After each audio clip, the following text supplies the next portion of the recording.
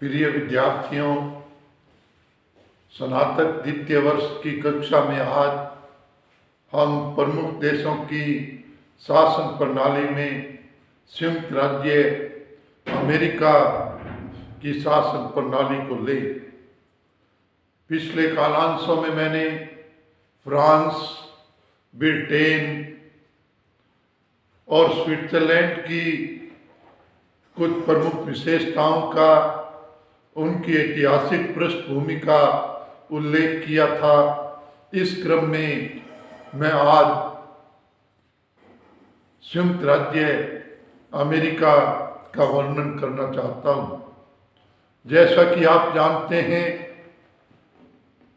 America वर्तमान में सर्वाधिक शक्तिशाली राष्ट्र माना जाता है और प्रगति के कीर्तिमान स्थापित करता है। अगर मैं आपको पढ़ाऊं कि संयुक्त राज्य अमेरिका सर्वाधिक शक्तिशाली देश है, तो ये अंतर्राष्ट्रीय संबंधों का विषय है। लेकिन ये राजनीति का तथ्य है कि संयुक्त राज्य अमेरिका दुनिया का वर्तमान समय में सर्वाधिक शक्तिशाली देश है। द्वितीय वर्ष के राजनीति विज्ञान के पाठ्यक्रम में तो हमें केवल इस बात पर ध्यान केंद्रित करना है कि संयुक्त राज्य अमेरिका अगर दुनिया का सर्वाधिक शक्तिशाली देश है तो उसके पीछे जो कारण हैं, जो तथ्य हैं, वहाँ की शासन प्रणाली का योगदान। तो इस क्रम में संयुक्त राज्य अमेरिका 1776 से आजाद होता है। यह आज़ादी ब्रिटेन से प्राप्त की, लेकिन यहाँ पर ध्यान रखना होगा कि अमेरिका और ब्रिटेन कोई बहुत ज़्यादा अलग नहीं है। अमेरिका अनेक राष्ट्रीयताओं के लोगों से मिलकर बना है। उसमें एक बड़ा भाग स्कैंडिनेविया प्रदेश के लोगों का है, अर्थात ब्रिटेन और उसके आसपास के क्षेत्र के लोगों का। तो अतः हम अमेरिका को भी अंग्रेज संस्कृति का देश मान सकते हैं और इसमें 1789 में यहाँ का संविधान बना। 1789 को आज 200 वर्षों से अधिक हो गए हैं और इस समय में भी अमेरिका का संविधान सफलतापूर्वक कार्य कर रहा है और वह भी बिना कोई विशेष संशोधनों के, बहुत कम संशोधनों के साथ सफलतापूर्वक शासन संचालित होता है। तो जहाँ पर संयुक्त राज्य अमेरिका की प्रतिद्वंदिता इतिहास में सोवियत संघ से होती थी और 1991 में सोवियत संघ बिखर गया, तो ये शासन प्रणाली भी इसके पीछे कारण है। अगर सोवियत संघ बिखरता है तो उसके पीछे उसकी शासन प्रणाली की विफलता है और अमेरिका अगर दुनिया का सर्वाधिक शक्तिशाली राष्ट्र है तो उसके पीछे वहाँ की शासन प्रणाली है। जब सोवियत संघ टूट रहा था 1991 में, लोग कहते थे कि सोवियत संघ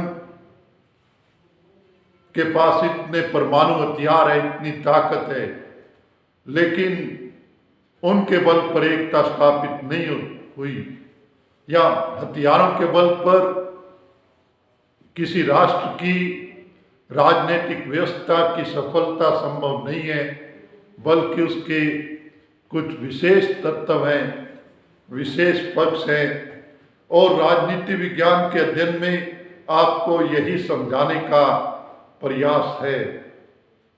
तो यद्यपि जब हम संयुक्त राज्य अमेरिका का इतिहास देखेंगे, अमेरिका के इतिहास में भी बहुत संकट आए थे, लेकिन वहाँ की शासन प्रणाली, वहाँ की न्यायपालिका ने सक्षम भूमिकाएं निभाई। उन्हीं से निकलकर अमेरिका दुनिया का सर्वाधिक शक्तिशाली राष्ट्र बना। तो इस क्रम में मैं आरंभ करूं, अमेरिका 20वीं शताब्दी के प्रारंभ तक एक सामान्य देश था।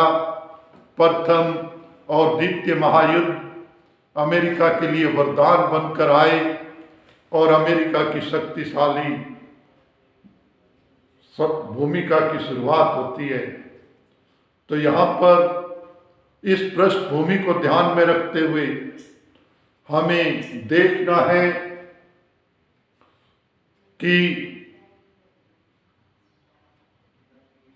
इस पृष्ठभूमि को ध्यान में रखते हुए हम संयुक्त राज्य अमेरिका की शासन प्रणाली को पढ़ें, ऐसी अपेक्षा है। तो इस क्रम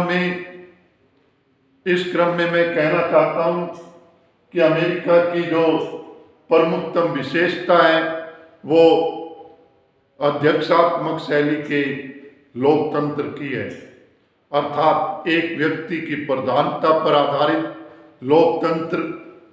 इसके पश्चात हम 4 प्रमुख विशेषताओं को लेंगे, जिनमें संयुक्त राज्य अमेरिका सबसे आगे है।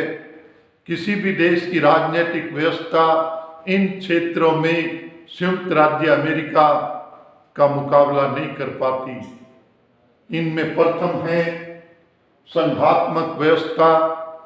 अमेरिका 50 राज्यों का संघ है। जब संयुक्त राज्य अमेरिका की स्थापना हुई थी, अमेरिका 13 राज्यों का संघ था और आज 50 राज्यों का संघ है। कोई भी देश संघात्मक प्रणाली की दृष्टि से अमेरिका का मुकाबला नहीं करता। जितने राज्य अधिकार का उपयोग अमेरिका में करते हैं, किसी अन्य देश में नहीं करते। तो कहा जा सकता है कि अमेरिका का संघ 18वीं शताब्दी का संघ है, जब यातायात और संचार के साधन नहीं थे, और 20वीं शताब्दी में संघ केंद्रीयकरण की प्रवृत्ति बढ़ी, अमेरिका में भी आई। लेकिन इस सब के बावजूद अमेरिका आज संघात्मक व्यवस्था का सफलतम श्रेष्ठतम उदाहरण है, जो अपने राज्यों को अधिकतम अधिकार देता है। इसके पश्चात शक्ति पृथक्करण की, जो मॉन्टेस्क्यू ने शक्ति पृथक्करण का सिद्धांत प्रस्तुत किया था, वो संयुक्त राज्य अमेरिका में अधिकतम रूप से अपनाया गया। लेकिन हम अकेले शक्ति पृथक्करण को नहीं लें, इसके पूर्णतया शक्ति पृथक्करण अपनाना व्यवहार में संभव नहीं है। अमेरिकन संविधान के प्रथम 3 अनुच्छेद वहाँ की शक्ति पृथक्करण की व्यवस्था को स्पष्ट करते हैं।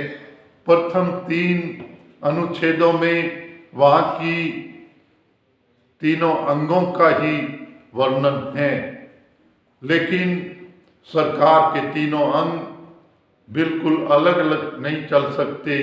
उनमें एकता और समन्वय की आवश्यकता होती है, और